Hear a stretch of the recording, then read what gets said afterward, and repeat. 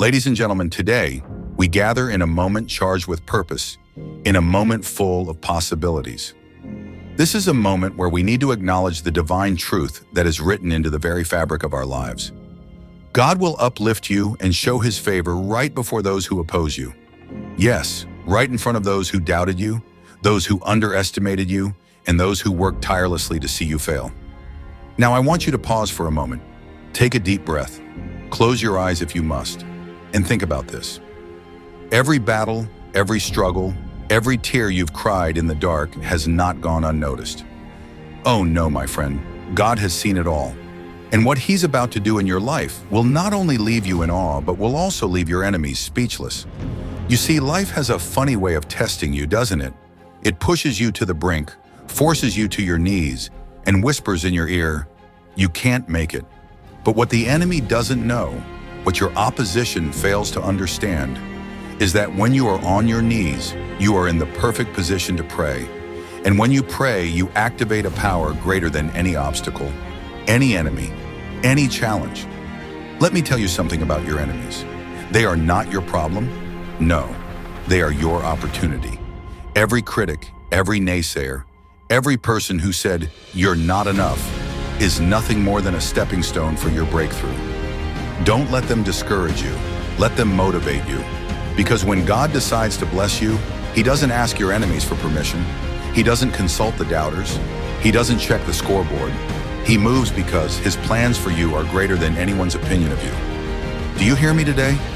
When God blesses you, it's not subtle. It's not quiet. It's not hidden in the corner. Oh no, when God blesses you, it's loud, it's bold, it's undeniable. He will prepare a table for you in the presence of your enemies. Do you know what that means?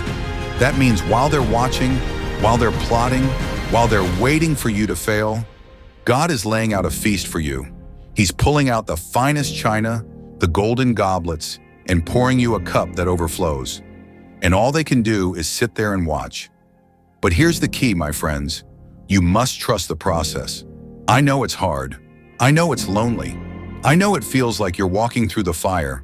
But let me remind you, the fire isn't there to burn you. It's there to refine you. Gold isn't purified in comfort. It's purified in heat. Diamonds aren't formed in the light. They're formed under pressure. So if you're feeling the heat today, if you're under pressure, take heart. It's not the end. It's the beginning of something extraordinary. Let me share a story. There was once a man named Joseph. His own brothers sold him into slavery. They threw him into a pit and left him for dead.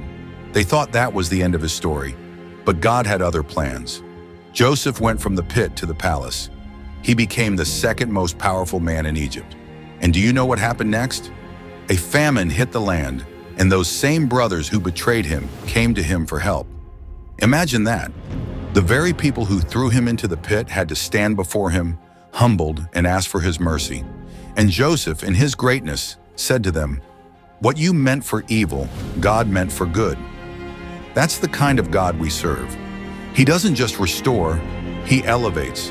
He doesn't just heal, He transforms. He doesn't just bless you, He uses your blessing as a testimony to His power and His love. Now let's bring it closer to home. Think about your own life.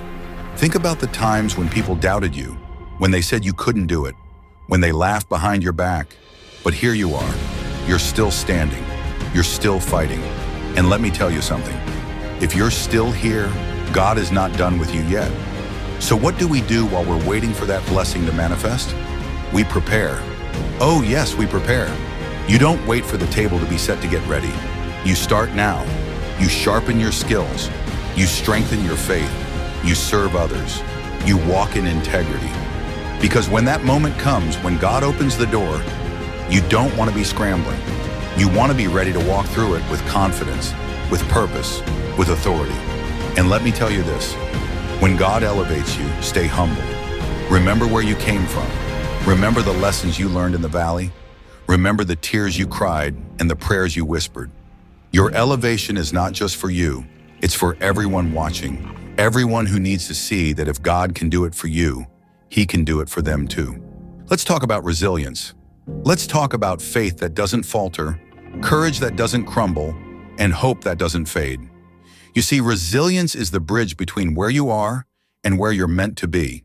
It's that unyielding spirit that says, I will not give up. It's what keeps you standing when life tries to knock you down. And faith, oh faith, is the fuel that keeps that resilience alive. Faith says, I may not see the whole picture, but I trust the one who painted it. It's the assurance that what God has spoken over your life will come to pass, no matter how impossible it seems. Let me ask you this. What are you holding on to? Is it the opinions of others? Is it the mistakes of your past? Is it the fear of failure? Let it go. Release it. Because what God has for you requires open hands, not hands that are clenched with doubt or regret. Open your hands, open your heart, and watch what God will place in them. Remember, the journey is as important as the destination. Every step, every stumble, every victory, and every setback is shaping you, molding you, preparing you for what's ahead. So don't despise the process. Don't rush through the lessons. Embrace them, learn from them, grow through them. And as you do, surround yourself with people who uplift you, who encourage you, who remind you of the greatness within you. You don't need a crowd, you need a tribe. People who will pray for you, who will stand with you, who will celebrate your victories and hold you up in your defeats. Choose your circle wisely, because the voices you listen to will shape the future you step into. So keep moving forward, keep trusting, keep believing. The God who began a good work in you will be faithful to complete it. And when the day comes, when you stand in the fullness of his promise, when you sit at the table prepared for you, you'll look back and see that every tear, every trial, every test was worth it. Let's continue this journey together with hearts full of faith and spirits unshakable. The best is yet to come. Thank you, and may God bless you abundantly.